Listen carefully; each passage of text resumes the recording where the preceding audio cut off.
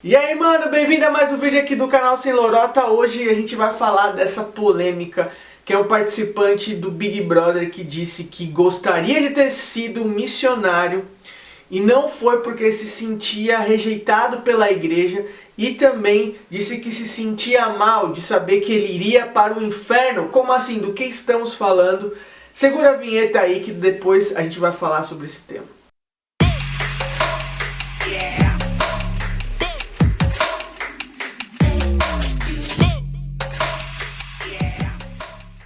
Galera, não sei se você acompanha ou não o Big Brother, mas tem um participante do Big Brother que se chama Gilberto.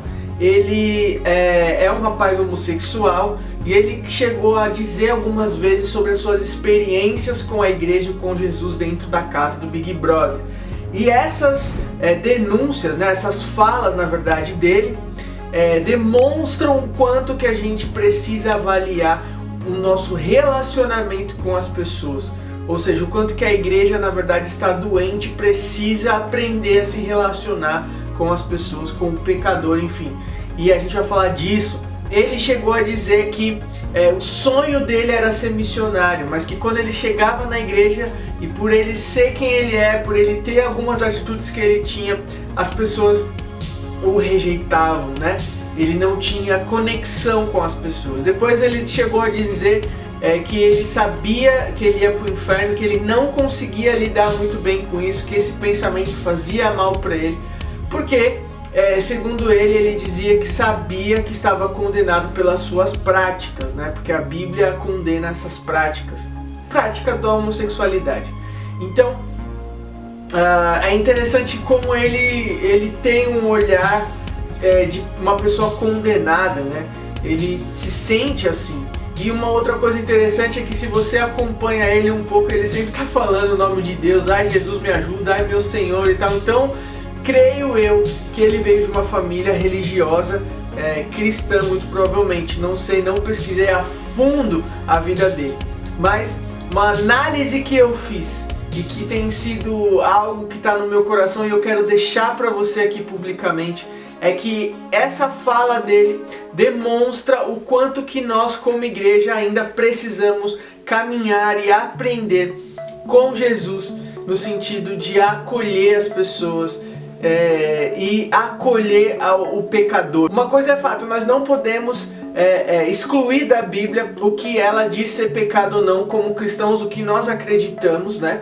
Então, se nós acreditamos que roubar, mentir, enfim, diversas atitudes são atitudes de pecado, inclusive a atitude de homossexualidade, nós como cristãos obviamente não iremos abrir mão desse nosso conceito, mas nós não podemos deixar de amar a pessoa, nós não podemos deixar de acolher a pessoa. Não importa quem ela é e como ela é, quem vai transformar a vida da pessoa é Jesus e é o Espírito Santo, e esse é o papel, né, de Jesus e do Espírito Santo. O nosso papel é o acolhimento, é o amor, nosso papel é a amizade, o nosso papel o acolhimento mesmo, né, das pessoas. O nosso papel é mostrar o que nós acreditamos, e o Espírito Santo faz a parte dele, que é convencer as pessoas do pecado, da justiça e do juízo. Esse não é um papel nosso, então nós não podemos ser o juiz da pessoa. E eu sei que é difícil demais para nós, assim como é difícil demais, imagino eu, para quem está sendo recebido na igreja e se sente mal. A gente está falando do Gil do Vigor aqui porque se sente mal por ser uma pessoa homossexual e não consegue se conectar com a igreja. Mas nós podemos dar exemplos de outros tipos de situações que as pessoas não conseguem se conectar mais com a igreja porque nós simplesmente não temos maturidade para lidar com a pessoa, não temos maturidade para lidar com situações. Então, se existem pessoas que estão num caminho oposto do que nós acreditamos em relação a ser bíblico, nós não conseguimos, de maneira geral, né? Eu sei que tem igreja, que tem células, que tem irmãos que sim, que conseguem, mas nós de uma maneira geral não estamos ainda prontos e preparados para isso. Tanto que nós vemos raros casos de acolhimento e vemos muitos casos de situações como a dele, de problemas. E eu falo pra você, cara, eu tenho na minha família pessoas que são totalmente diferentes da minha linha de pensar, seja ela política, seja ela de ordem moral, seja ela do que for. E isso não impede da gente sentar na mesma mesa, da gente partilhar da vida comum. Então, muitas vezes nós temos dificuldade de acolher essas pessoas nas nossas células, nas nossas igrejas, e elas se sentem assim também.